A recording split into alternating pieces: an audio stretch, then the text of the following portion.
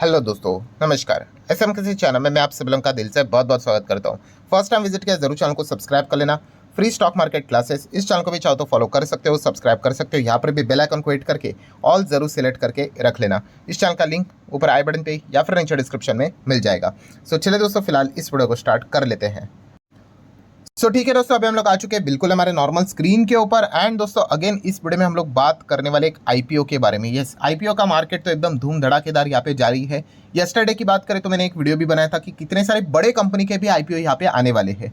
ठीक है, तो यूजुअली मैं तो एसएमई आईपीओ को तो कवर करता हूँ नहीं। एसएमई आईपीओ में तो अलग लेवल का ही खेल चल रहा है। एंड वैसे भी अगर आपने ट्राई भी किया होगा तो आपको पता है वहाँ पे तो अलॉटमेंट मिलने के चांसेस ना के बराबर होते हैं। बिकॉज अगर आप एचएनए कैटेगरी में भी जाओगे, ठीक है, छोटा मोटा पैसा लगाकर कुछ होता नहीं, करोड़ों रुपया लगाने पड़ते हैं। ठीक है, आपके अच्छे कॉन्टैक्ट्स होने चाहिए।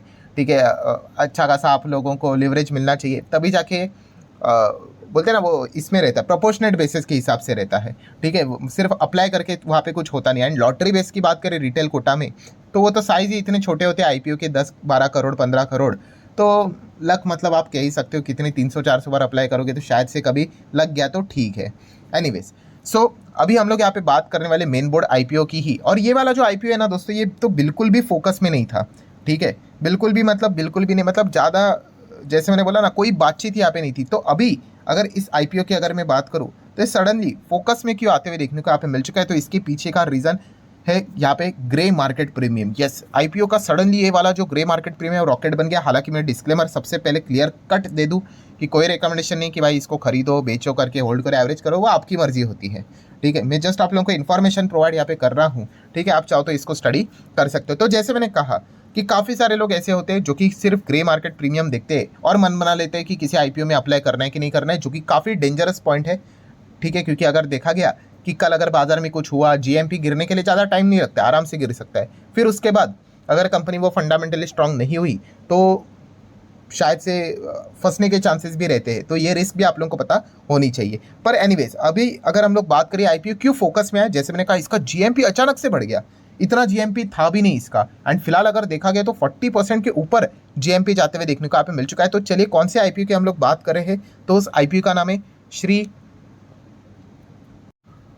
Tirupati Balaji agro trading company limited. तो ये वो कंपनी दोस्तों, ठीक है, जिसके हम लोग यहाँ पे बातचीत यहाँ पे करने वाले, थोड़ा सा ऊपर ऊपर से जानने की कोशिश करते कि एग्जैक्टली ये कंपनी काम क्या करती। 2001 में काम इनका स्टार्ट हुआ था। Shri Tirupati Balaji agro trading company limited manufacture and sale flexible intermediary bulk container FIBC में हम लोग को ये कंपनी काम करते हुए देखने को यहाँ पे मिल जाती है। जैसे कि कुछ एग्जाम्पल उन्होंने दिए हैं, लाइक लार्ज फ्लेक्सिबल बैग्स की बात कर ले, अदर इंडस्ट्रियल पैकेजिंग प्रोडक्ट की बात अगर हम लोग कर ले, ठीक है, सो वुवन फैब्रिक की बात कर ले, नैरो फैब्रिक की बात कर ले, वुवन सेक्स की अगर हम लोग यहाँ पे बात कर ले, ठीक है, उसमें ये कंपनी हम लोग को इंडिया में भी काम करते हुए देखने को मिल जाती है, प्लस इंडिया के बाहर भी इनका बिजनेस देखने को यहाँ पे मिल जाता है। देन अगर हम लोग बात करें, कंपनी ने और भी अलग अलग पॉइंट्स यहाँ पे बताए हैं कि क्या क्या चीज़ें प्रोडक्ट वो यहाँ पे ऑफर करते हैं। कस्टमाइज प्रोडक्ट भी यहाँ पे ऑफर करते हुए देखने को यहाँ पे मिल जाते हैं। अलग अलग इनके क्लाइंट्स भी देखने को यहाँ पे मिल जाते हैं। इंडस्ट्री वाइज की अगर हम लोग बात करें, लाइक केमिकल में इनके क्लाइंट्स है, एग्रो केमिकल में इनके क्लाइंट्स है, लुब्रिकेंट में है, माइनिंग में है, फूड में है, एग्रीकल्चर में, एडिबल ऑयल वेस्ट डिस्पोजल की अगर हम लोग बात करें, तो क्लाइंट की अगर हम बात करें, क्लाइंट मतलब बिजनेस लेवल के क्लाइंट्स की बात कर रहे हैं। ठीक है, तो अलग अलग सेगमेंट में इनके प्रोडक्ट्स हम लोगों को फिलहाल तो वर्क करते हुए देखने को यहाँ पे मिल जाते हैं। देन अगर हम लोग बात करें कंपनी की, आप फिलहाल देख सकते हैं 1 2 3 सब्सिडरीज भी हम लोग को देखने को यहाँ पे मिल जाती है। आप चाहो तो इनको भी स्टडी यहाँ पे कर सकते हो। एंड आगे अगर हम लोग बात करें, कंपनी ने अपनी कुछ सर्टिफिकेशंस प्रोवाइड यहाँ पे किए हैं यूनिट्स के बारे में, वो भी आप चाहो तो यहाँ पे ज़रूर फोकस में यहाँ पे रख सकते हो। ओवरऑल अगर हम लोग अभी तक जुलाई 24 के डेटा की बात करें तो कंपनी में लगभग 857 लोग यहाँ पे काम करते हुए देखने को यहाँ पे मिल रहे हैं। फाइन, आगे बढ़ेंगे, कंपनी के फाइनेंशियल्स को थोड़ा सा चेक करने की कोशिश यहाँ पे करते हैं। ठीक है, तो फाइनेंशियल्स का पहले तो डेटा देख लेते हैं। ये है मार्च 22, मार्च 23 एंड मार्च 24, मतलब 12 मंथ का डेटा है। चलो ठीक है। असेट की बात करें तो 391 CR के असेट थे, 392 के असेट थे, 516 करोड़ के असेट हो गया। ऑब्वियसली सारे फिगर्स करोड़ में है। रेवेन्यू की अगर हम लोग बात करेंगे तो 450 करोड़ का रेवेन्यू, 478 करोड़ का रेवेन्यू, 500 550 करोड़ का रेवेन्यू, चलो ठीक है। एक्सपेंस हटाने के बाद हम लोग को यहाँ पे पैट मिलेगा टैक्स देने के बाद, वो कितना है 13.5 करोड़, 20 करोड़, 36 करोड़ अप्रॉक्सीमेटली। सो रेवेन्यू प्रॉफिट भी हम लोग को ठीक ठाक देखने को यहाँ पे मिल रहा है। आरएनएस की बात करेंगे, रिजर्व्स कंपनी के 109 से लेके अभी 106 करोड़ के आसपास देखने को मिला, और कंपनी के ऊपर 200-250 एंड करंटली सेम 250 करोड़ के आसपास का कर्जा, जो डेटा हम लोग को देखने को मिल रहा है उस हिसाब से नज़र यहाँ पे आ रहा है। देन अगर हम लोग बात करेंगे कुछ की इंडिकेटर, सबसे पहले तो आप देख सकते हो ये आईपीओ काफ़ी छोटा है।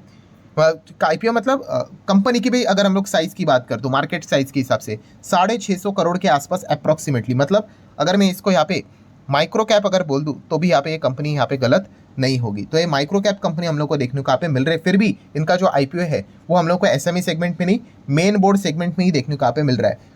कैसे पता चलेगा तो हम लोग देख लेंगे, लिस्टिंग कहाँ पे होती है, एनएससी बीएससी के ऊपर ही लिखा हुआ रहेगा, उसको भी हम लोग कवर यहाँ पे कर ही लेंगे। कंपनी का फिलहाल तो रिटर्न, इक्विटी, कैपिटल एम्प्लॉयड की बात कर रहे तो वो भी आप देख सकते हो, डेब्ट टू इक्विटी 1+ यहाँ पे चल रहा है। बट छोटे कंपनीज में ये दिक्कतें होती है भाई, ठीक है, सब कुछ एकदम क्लीन नीट तो मिलेगा नहीं, इसलिए तो इनको रिस्की कंपनी यहाँ पे बोला जाता है। भाई क्यों आईपीओ ला रहे हो, उसका ऑब्जेक्टिव क्या है, तो आप देख सकते हो भाई 4-5 एग्जाम्पल इन्होंने दिए, मतलब हम डेफिनेटली यहाँ पे कह सकते हैं कि यहाँ पे ज़्यादा ओएफएस भी हम लोग को देखने वाला है, मतलब कंपनी के पास कुछ ना कुछ तो पैसा जाएगा। तो आप देख सकते हैं सबसे पहले तो हम कहें तो कुछ कर्जे को यहाँ पे करेंगी, ये पार्ट में कर सकते हैं, फुल्ली भी यहाँ पे कर सकते हैं, रीपेमेंट की बात की है। देन इनके जो अभी सब्सिडरीज हम लोगों ने ऊपर देखे थे 3, तो उसमें भी इन्होंने इन्वेस्टमेंट यहाँ पे करना है, ठीक है। तो ये भी एक पॉइंट उन्होंने सामने रखा है, इनका भी कुछ कर्जा हम लोग को देखने को मिल रहा है, उसको भी वो पार्ट में थोड़ा सा पे यहाँ पे कर सकते हैं। वर्किंग कैपिटल की रिक्वायरमेंट है इनको, तो तुरंत इनको पैसे की ज़रूरत है, तो इसको इंक्रीज़ करना है, तो फंडिंग कुछ यहाँ पे भी जाती हुई देखने को यहाँ पे मिल जाएगी, ठीक है। सेम इनके सब्सिडरीज के भी वर्किंग कैपिटल के रिक्वायरमेंट हम लोग को देखने को यहाँ पे मिल रहा है, ठीक है। बिजनेस चलाने के लिए जो पैसा यहाँ पे चाहिए होता है, current asset minus current liability आपको बताई है, तो वर्किंग कैपिटल का रिक्वायरमेंट चाहिए, तो बैंक में पैसा चाहिए होता है भाई, ठीक है, तो उसी के लिए ये इस्तेमाल करेंगे। एंड जनरल कॉर्पोरेट पर्पस के लिए भी नज़र यहाँ पे आ रहा है। चलो अभी आ जाते हैं नॉर्मली हमारे आईपीओ का जो डेटा रहता है, डिटेल्स को देख लेते हैं। 5 सितंबर मतलब ओहो आज ही स्टार्ट यहाँ पे हो चुका है, ठीक है। 9 सितंबर तक यहाँ पे हम लोग को ओपन रहते हुए देखने को यहाँ पे मिल जाएगा। फाइन, फेस वैल्यू है 10 का, तो भविष्य में कभी स्प्लिट हो सकता है। देन अगर हम लोग बात करें प्राइस बैंड है केवल 83, ठीक है। लॉट का साइज है 180। एंड अगर हम लोग साइज़ की बात कर ले आईपीओ की तो काफ़ी छोटा है, 150 करोड़ का ही आईपीओ है।